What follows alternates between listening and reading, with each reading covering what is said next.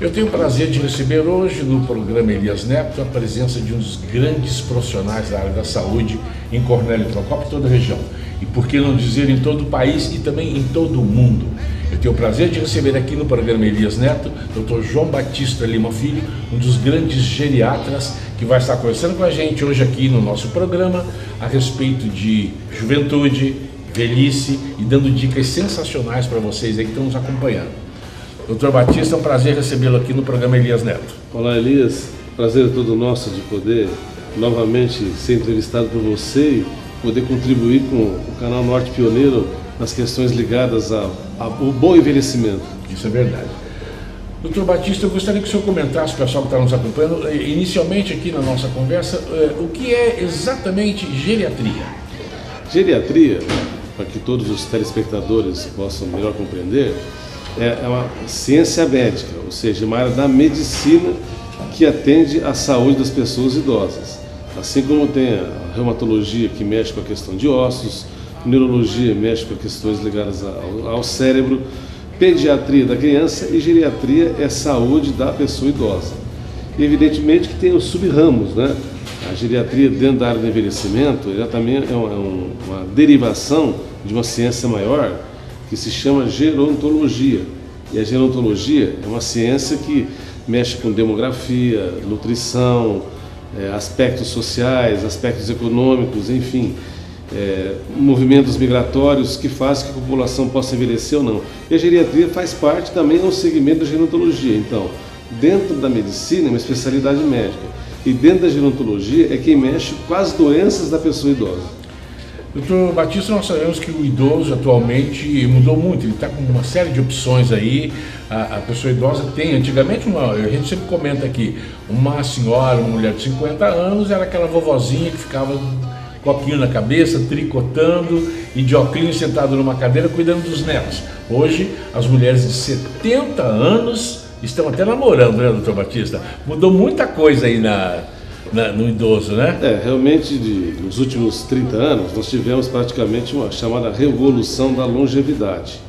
Ou seja, principalmente aqui na nossa região, os movimentos de terceira idade, no começo da década de 80, quando se falava em 60 anos, se pensava numa pessoa que era avó, uma pessoa que tinha, como você mesmo colocou, andava de bengala, era a imagem preconceituosa que se tinha. Hoje não, a expectativa de vida do brasileiro aumentou e os anos de vida saudáveis, principalmente da mulher, ele aumentou muito.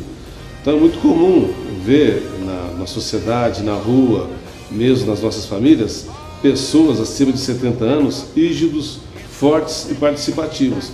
O fato de tomar um medicamento para hipertensão, um medicamento para diabetes, não invalida em nada, muito pelo contrário, isso todas as idades o possam.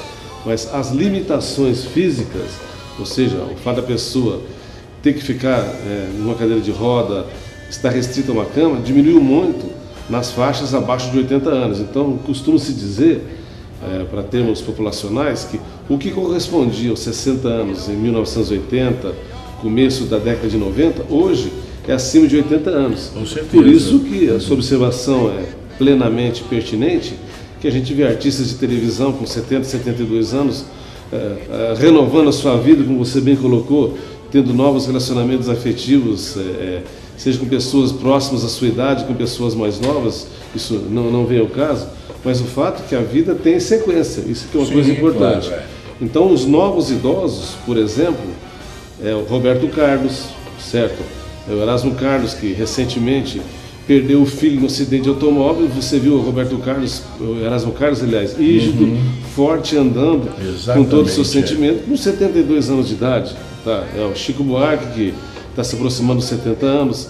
É o Pelé, que estamos próximos aí à Copa do Mundo, que também está na faixa de 75 anos de idade, fazendo propaganda de televisão, enfim. Com certeza. Eu aproveitei para citar esses nomes mais conhecidos, que já passaram de 70 anos de idade, estão plenamente produtivos, né? e como pessoas de referência para a sociedade. Isso é importante, que a gente se espelha nessas pessoas que têm notoriedade, né, Dr. João Batista? Bom, se o Pelé pode, por que eu não posso? É muito animador para todos nós, né?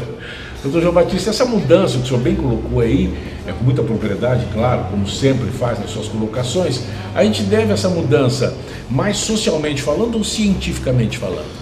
ou as duas situações? Olha, o grande responsável por essa mudança, por esse aumento da expectativa de vida e pelo aumento dos anos de vida saudáveis, fomos nós, a população.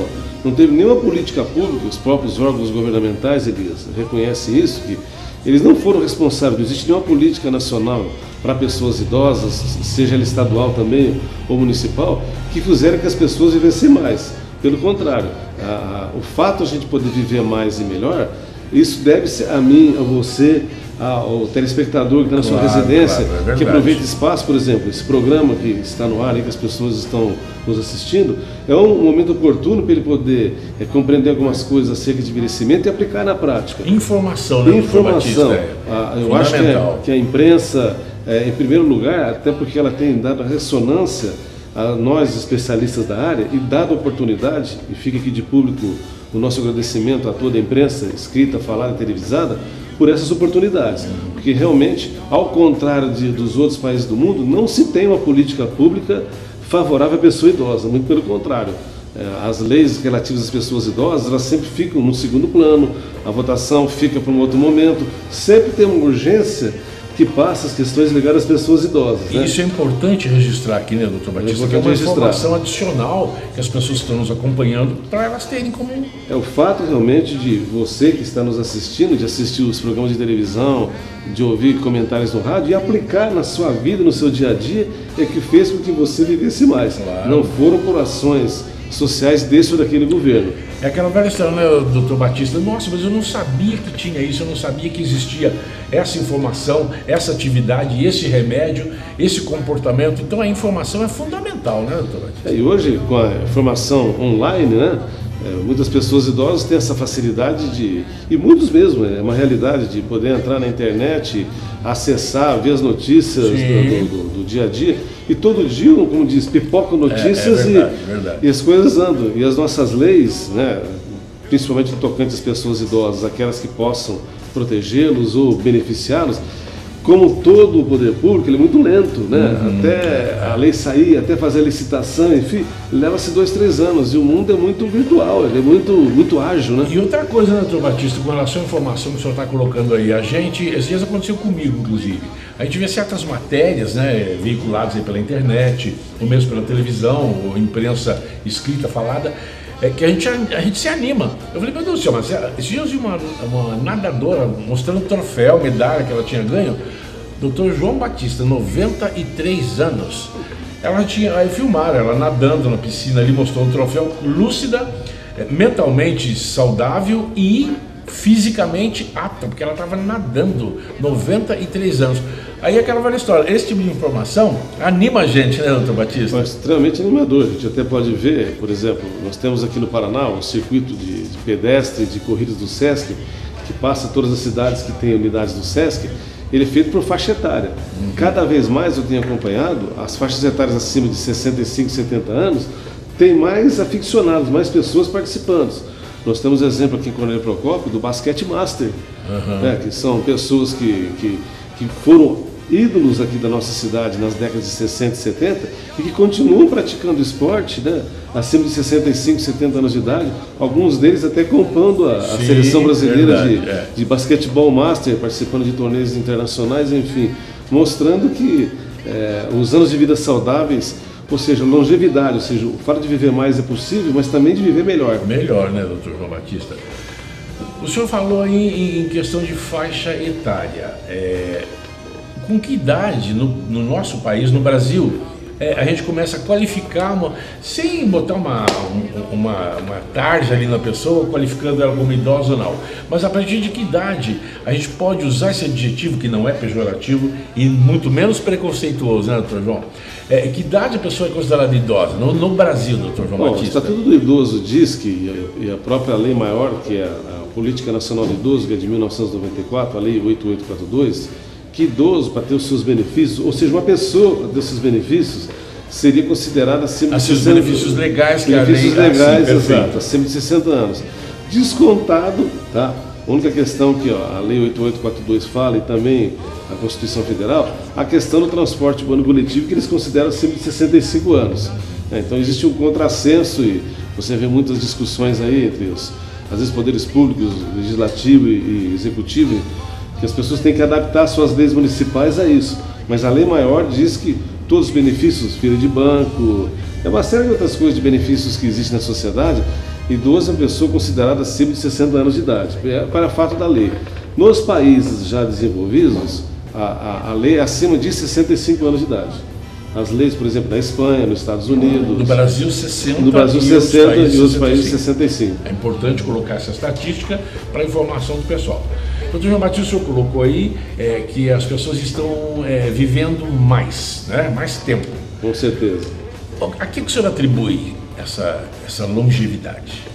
Bom, primeiro, eu acho que as pessoas estão readquirindo, de uma maneira ou de outra, eu observo muito na prática do dia a dia, no consultório, e mesmo os dados estatísticos mostram isso, a questão alimentar. O idoso era muito frágil, o idoso, antigas pessoas de 30 anos atrás, eram muito frágil fisicamente, né? Hoje, virou o reverso da moeda. O grande problema nesse país hoje chama-se obesidade. Exatamente. Tanto que, aliás, é um problema mundial, né, doutor Batista? É um problema mundial. Inclusive nosso também aqui no país. Me chama a atenção muitas vezes, até vai me chamar de novo se porventura nos palanques esse ano das eleições for falar novamente de pessoas passando fome, que não é o caso desse país, é a minoria. Então os políticos aí que estão nos acompanhando nem tentam falar isso. O próprio né, Ministério da Saúde está numa campanha em nível nacional mostrando que praticamente 55% a 56% das pessoas do país estão com índice de obesidade, com sobrepeso. Mesma coisa acontece, uma pesquisa recente que tem, pegando uma faixa etária escolar, a Secretaria de Saúde, Secretaria de Educação do Estado do Paraná também tem essa preocupação. E pasme, me parece, se eu não estiver enganado, ou é a segunda ou a terceira, o núcleo de Cornélio Procópio, que tem mais obesos no estado do Paraná. Parece que só perde para Curitiba e, se eu não me engano, a região de Paranavaí. Isso por conta de uma alimentação incorreta, doutor Batista? Ora, o advento da estabilidade econômica fez com que as pessoas comessem mais. Porém, as escolhas, né, muitas vezes elas não são adequadas. Indiscriminadamente. Sem selecionar o alimento. Se você for pegar e dolarizar o preço de 1 quilo de carne há 30 anos atrás, 1 quilo de frango há 30 anos atrás, com o que é hoje, as maioria das pessoas têm acesso a uma alimentação maior, né, uma alimentação um pouco maior em quantidade. Agora nós estamos vivendo uma transição nutricional que é importante ter, que é essa transição de que tem o que comer, mas temos que fazer escolhas corretas nisso aí. Então nós passamos de um período sem ter transição, em que as pessoas não tinham o que comer, para um momento em que se tem muito o que comer e estamos fazendo as escolhas erradas. Então tem que atingir o ponto de equilíbrio. Mas veja bem, isso não é um problema do Brasil, tá? É um problema do mundo ocidental. Inclusive os Estados Unidos têm um problema seríssimo, que é um país super civilizado. Né, mesmo o Canadá, que é considerada a melhor saúde pública do mundo, as pessoas têm problemas com obesidade. Canadá, a própria Espanha, que tem uma lei para pessoas idosas muito avançadas no tocante à questão de dependências, de cuidados, eles têm esses problemas de obesidade. Ao contrário que os países orientais, particularmente a China, em especial o Japão, já atingiram um patamar de equilíbrio de alimentação muito bom. Continuando, né, você perguntou aí o que se deve a essa longevidade, o segundo fato é que, mesmo estando bem aquém do que poderia estar, a questão da atividade física melhorou muito. Vide em todas as nossas cidades, não tem cidade que nos estejam nos assistindo nesse momento, que não tem um quarteirão onde as pessoas andam. As praças públicas, as academias públicas abertas, né?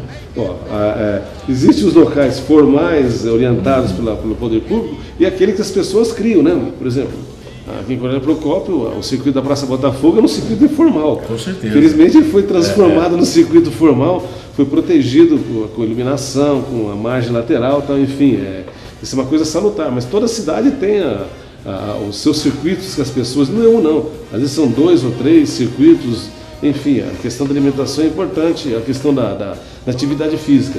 E também, você pode observar, o número de academias tem dobrado ou triplicado em todas as cidades. E inicialmente as academias elas existiam por conta da estética apenas, né, doutor João Batista? Era, né? Antigamente, claro. Agora, além do fator estético, tem o fator de saúde e basicamente qualidade de vida, né? A atividade física, ela, junto com a alimentação, e, aliás, alguns cientistas geriátricos eles apontam que o melhor recurso que nós temos na sociedade para poder ter uma longevidade com saúde é atividade física. Isso não requer você fazer atividade física única e simplesmente numa academia, digamos, que todo mundo tem a obrigação de fazer musculação, ou exercitar esse ou esse aquele músculo. Mas na verdade o fato de você sair da sua casa, em vez de ir de carro, ir no supermercado fazer a compra, principalmente para quem está acima de 60 anos, é uma atividade física. O fato, por exemplo, eu vim aqui dar uma entrevista no 3º andar, e em vez de vir no elevador, eu subir a escada e depois descer na escada, eu estou fazendo atividade física. Com certeza. Certo? O fato de eu sair da minha casa, próximo à minha paróquia, ou à minha igreja evangélica, em vez de ir de carro, eu me deslocar a pé, eu estou tendo uma atividade física. Então, o deslocamento, o fato de caminhar, faz com que a gente tenha essa atividade física. Isso tem um benefício enorme para uma série de funções do organismo, particularmente na prevenção das doenças cardiovasculares.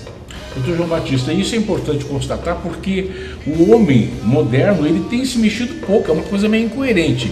No momento em que a gente vê que as informações nos chegam, dizendo que a atividade física é fundamental, é importantíssima. Mas hoje está tudo controle remoto, as pessoas não andam, elas não se locomovem, há uma certa incoerência nisso, por isso que é bom frisar a importância da atividade física, né, doutor Batista?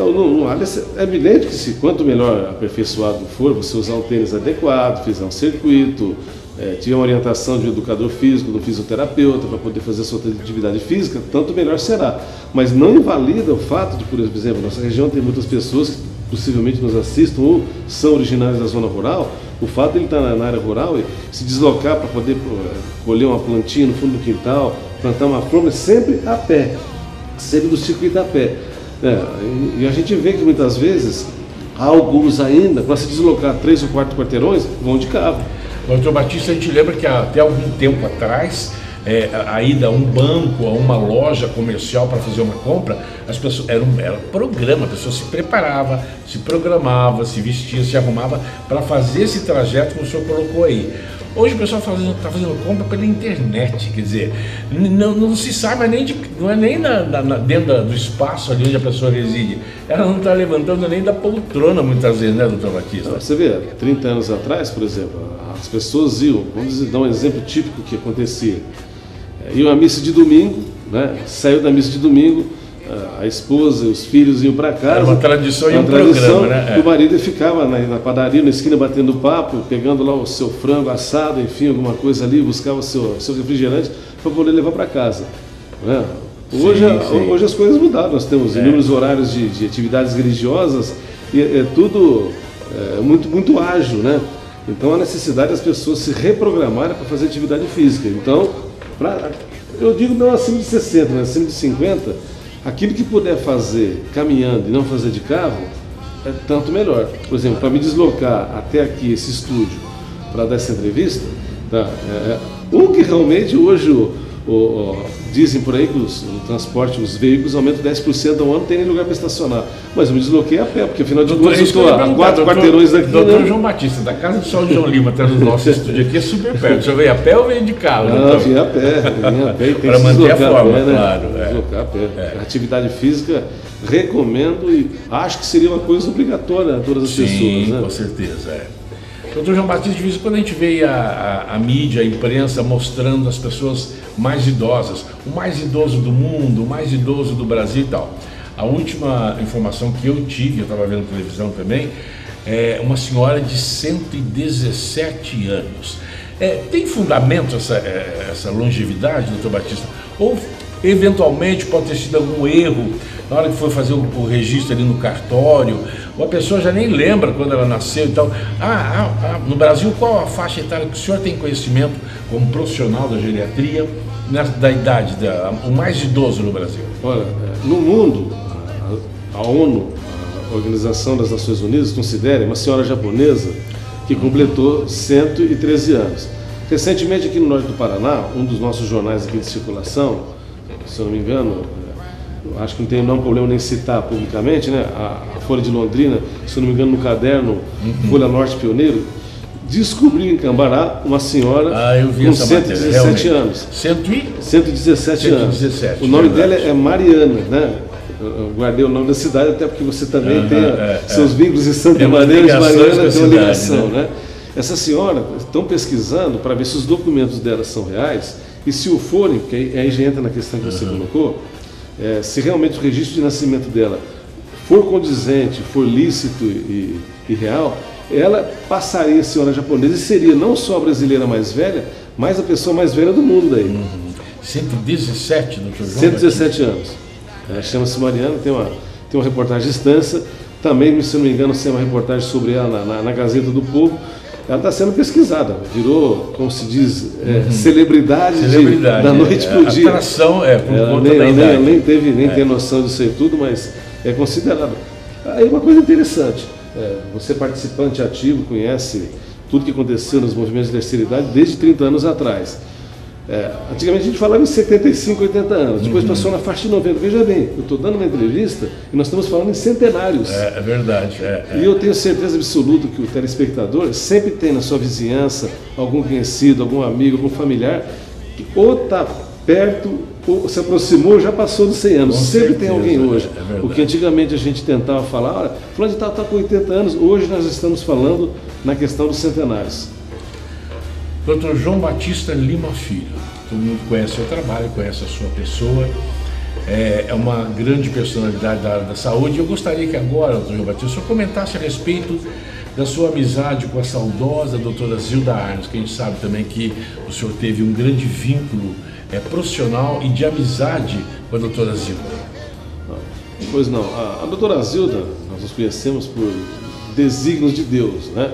E durante 20 anos, até ela vir a falecer, há 3 anos atrás, foi desde 1993, né? Eu primei pela amizade dela, até porque nós fomos instrumento da vontade de Deus para desenvolver um projeto de atenção às pessoas idosas dentro da Igreja Católica, num sentido ecumênico, né? Ela tinha todo o trabalho de campo, todo o conhecimento através da Pastoral da Criança, de como chegar às classes sociais mais desfavorecidas, né? Como chegar aos chamados bolsões de pobreza, às periferias das cidades, né? Os bairros mais desprivilegiados de todas as cidades desse imenso Brasil, sejam eles de qualquer cidade, porque a gente reproduz o Brasil em toda e qualquer cidade. Sim. Né? E eu tinha um conteúdo técnico, né? E Deus uniu o conteúdo de sabedoria dela, de como chegar às pessoas, e o conteúdo técnico do que eu tinha.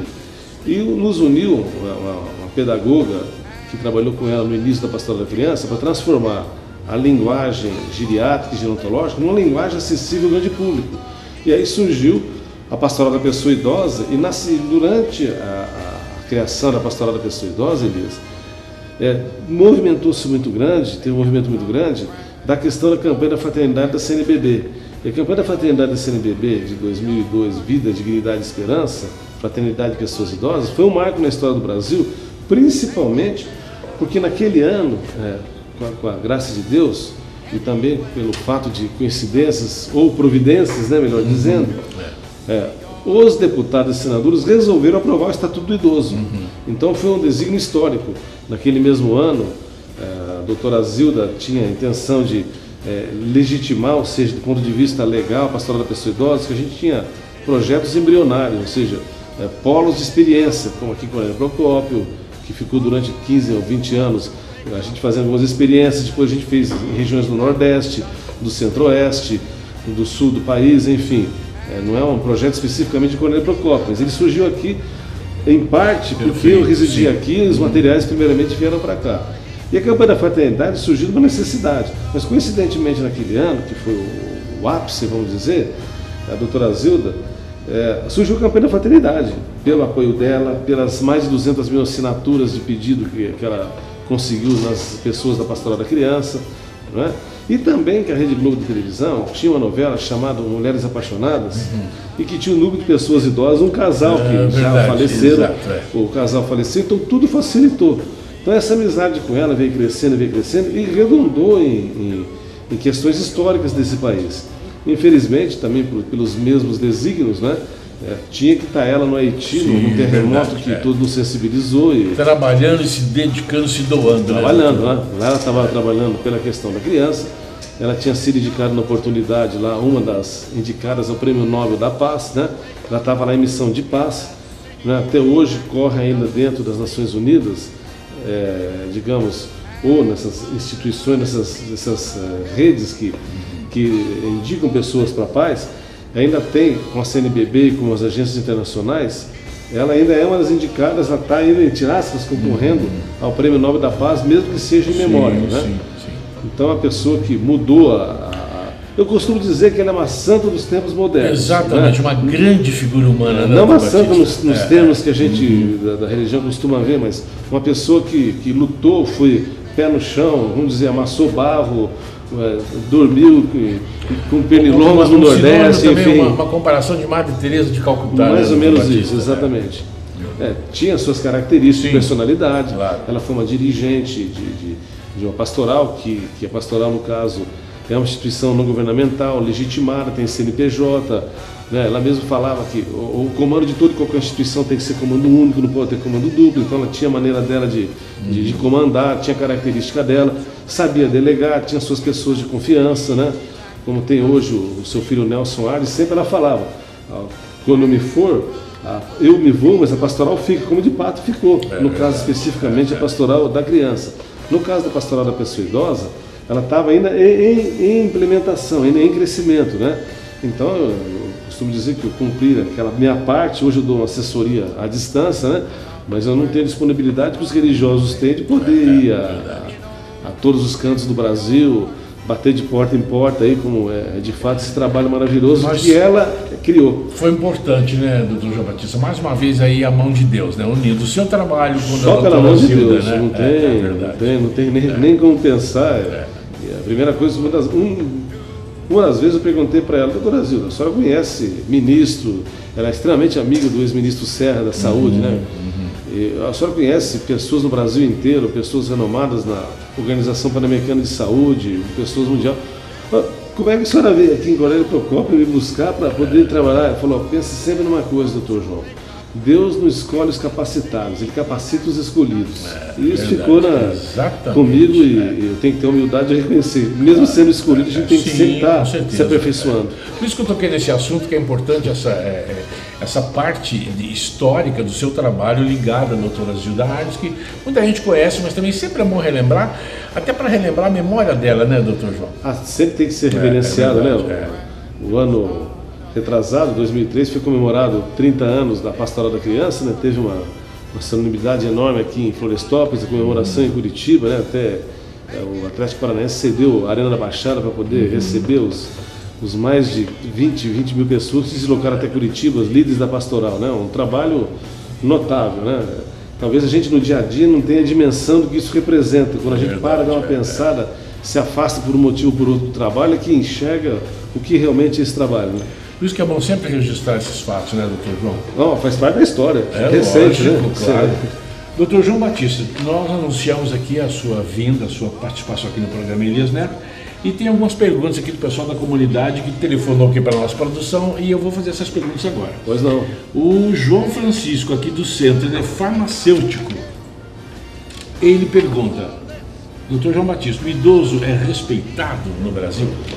Elias, infelizmente, acho que o grande problema do envelhecimento no Brasil não é falta de remédio, não é falta de médico, não é falta de lei, chama-se preconceito.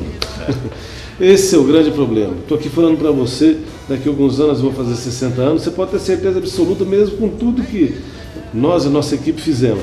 Parece que é uma tarde, você completa 60 anos, no dia seguinte a parte da sociedade já começa a desconsiderar. Por isso que a gente tem às vezes a mania de esconder, né? Já estou com 58, 55, não cheguei nos 60 ainda, né, doutor João? O grande vilão do envelhecimento nesse país que ora cedia a Copa do Mundo, nós alcançamos uma série de coisas, inúmeros avanços, mas o grande problema chama-se preconceito. E tem como diminuir ou acabar com isso, doutor João Batista? Olha, esse convite pelo qual você me fez aqui, toda a direção do Canal Norte Pioneiro me fez para poder vir aqui, é uma das maneiras de a gente poder acabar com o preconceito, porque Deus não criou a primeira idade, a segunda idade, daqui a pouquinho as pessoas que estão vivendo mais de 100 anos de idade vai ter a quarta idade, a quinta idade, a sexta idade. É verdade. Não, Deus deu são rótulos que não tem necessidade de existir, né? Fomos nós, homens, que criamos esses rótulos, né? que segmentamos dizem por aí os digamos, entendidos em políticas públicas, que isso é uma questão de política neoliberal, quanto mais segmentar, melhor. Mas eu costumo dizer o seguinte, que Deus deu uma coisa única, que é o maior dom que Ele deu, que chama-se vida. Ele não falou vida de criança, vida de adolescente, deu vida, é vida, ponto final. E às vezes a gente vê uma manchete nos jornais aí falando, idoso foi atropelado por carro, por moto e tal.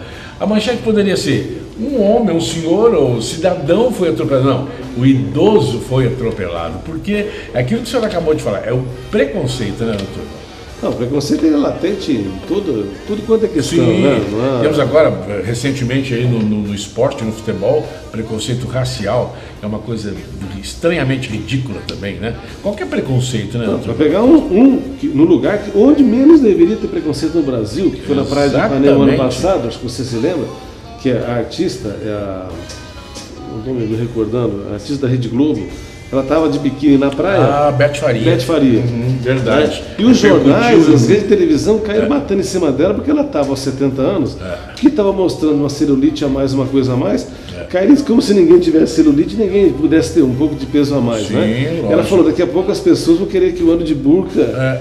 Tipo, nenhum preconceito contra os muçulmanos, mas não é da nossa tradição. Claro, mas e na praia de burca aí, daquele todo traje lá, né? É um preconceito, que isso aí discrimina, marca a pessoa, é como se fosse uma marca de ferro quente, né? E olha, foi na Praia de Ipanema. Sim, onde Rio de Janeiro, pensar-se que as pessoas tivessem um certo avanço social, onde se liberou uma série de coisas, e lá que ela foi mais criticada, né? Impressionante isso, né? Então tá aí João Francisco, está respondido a sua pergunta. O Rafael de Oliveira, doutor Batista, do Centro, ele trabalha numa loja comercial, não citou o nome aqui. Ele pergunta, os suplementos alimentares retardam o envelhecimento? Rafael, ontem saiu uma matéria nos sites de geriatria ingleses e americanos, dizendo que esses suplementos alimentares, os ditos combates aos radicais livres, a gente sabe o seguinte, que de uma maneira ou de outra eles funcionam. Não se sabe como, não está comprovado como os suplementos alimentares, os ditos antioxidantes, funcionam. O que se sabe é o seguinte, o uso a longo prazo para eles dá um envelhecimento melhor e dá uma proteção melhor.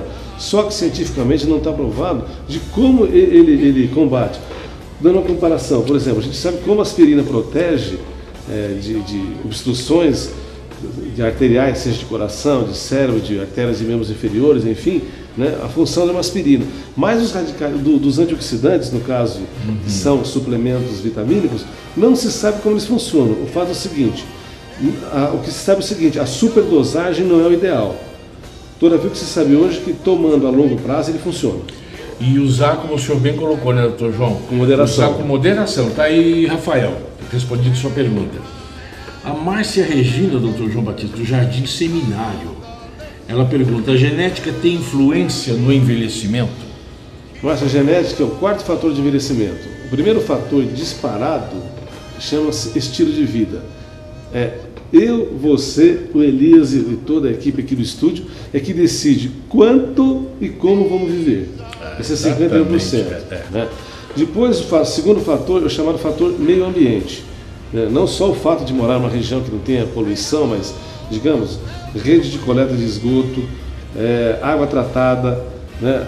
Água encanada, enfim, lixo bem coletado, depois a reciclagem do lixo, a questão do meio ambiente, ele é o segundo fator. O terceiro é a atenção médica. E o quarto é a genética, ou seja, familiares que pessoas muitas vezes fumam, para dar um exemplo, mas na sua família tem uma tendência genética a viver 100 anos de idade, evidentemente que, por mais que a gente peça para parar de fumar, ele não vai parar de fumar e vai conseguir viver os 100 anos. Mas, ó, é a minoria. A maioria é como o Elias e outros aqui que temos que fazer caminhada, comer menos gorduras. Nos cuidar, né? Nos cuidar. Então, olha, Márcia Regina, do Jardim Seminário, a genética está em quarto lugar, portanto, faça aí, cuide, caminhe, que você vai, né, ter uma vida longa e com qualidade. A Neide Aparecida, doutor João Batista, do Vitor Dantas, ela coloca aqui, minha avó tem 87 anos e nenhum problema de saúde. Os antigos se cuidavam mais? Ô Neide, a sua avó, como várias pessoas dessa faixa de idade, são privilegiados, evidentemente. Eu acho que em todo o tempo vai ter gente que se cuida bem, mas eu acho que é mais uma característica dela do que uma característica da idade, porque o envelhecimento ele é individual. Eu não posso considerar ela como um grande exemplo dos 87 anos de idade, né? O merecimento de você, Neide, vai ser diferente do dela, como vai ser diferente dos seus outros familiares. Quanto mais idade vamos tendo, quanto mais idade o tempo vai passando, mais nós vamos ficando indiferenciados, ou seja, nós somos uma pessoa única. Então quem decide quanto como impressão como vai digital, viver né, é como impressão digital. É ela menos, é o mérito dela. Então eu queria parabenizar a sua avó por chegar aos 87 anos. Ô Neide, não queremos mexer com você não, né, doutor João? Quem sabe a sua avó de 87 anos está com mais saúde que você. Neide, é só se cuidar, hein? Né, e outra, há 87 anos, se ela está nessas condições que a Neide está nos colocando, ela é uma séria candidata a ser centenária. Com certeza. Chegar aos 100 anos. Chegar aos 100, 110, 115, né, doutor João? Com certeza. Doutor João Batista Lima Filho, foi um prazer recebê-lo aqui no programa Elias Neto. Só que antes de nós encerrarmos, eu gostaria que, além de todas as dicas excelentes que o senhor deu aqui na nossa entrevista, uma última dica, uma última sugestão para o pessoal que está nos acompanhando, para ter uma excelente qualidade de vida, doutor João. Bom, além de tudo que nós falamos aqui, que é atividade física, estilo de vida, alimentação, enfim, procurar um médico, fazer exames regulares, também não podemos deixar a nossa espiritualidade. Eu acho que não adianta prolongar a vida sem dar sentido a essa vida. Fundamental, né? Fundamental. Então, a espiritualidade é uma coisa que a gente tem que almejar ou construir ela ano a ano, passo a passo. A gente não nasce totalmente com ela, a gente vai construindo ela. É importante dar sentido a essa vida, porque senão nós seríamos, com todo e qualquer ser que tem na face da Terra, nós seríamos um ser humano com a dignidade que Deus nos deu, né? Inclusive, grandes pesquisadores já chegaram à conclusão também, né, doutor Batista, que a ciência caminha ao lado da fé, né? Não dá para separar as duas. Hoje, felizmente, eu digo felizmente, porque há 30 anos atrás era inconcebível conviver fé e religião. A maioria dos eventos científicos hoje já tem mesas que eu falo são, digamos, reuniões médicas envolvendo a questão da espiritualidade ou da religiosidade na recuperação de pessoas. Que ela tem importância, tem, que ela faz sentido, tem. E outro, mesmo aqueles que não têm solução, vamos supor, vou dar um exemplo típico e claro, as pessoas em fase final portador de câncer, talvez a única qualidade de vida que essa pessoa possa ter é a qualidade de vida espiritual. Perfeito. Então, essa atenção espiritual é importante, o sentido da vida, o transcendente, ele vai ter que ser cada vez mais construído, cada vez mais ser falado, senão nós vamos virar mera mercadoria de base de troca, né? Simplesmente não adianta só andar, papapá, correr, fazer isso se não tiver um sentido tudo isso, né? Com certeza. Até para perdoar os nossos deslizes. Sim, claro. Doutor João Batista, muito obrigado pela sua presença aqui. Foi um prazer conversar com o senhor. O senhor volta oportunamente com a gente. Muito obrigado. Eu que agradeço aí a você, Elias, ao seu programa e toda a direção do canal Norte Pioneiro e me coloco à disposição aqui para toda e qualquer oportunidade. Nós conversamos com o doutor João Batista Lima Filho, geriatra. Nós voltamos daqui a pouquinho com mais informações para você.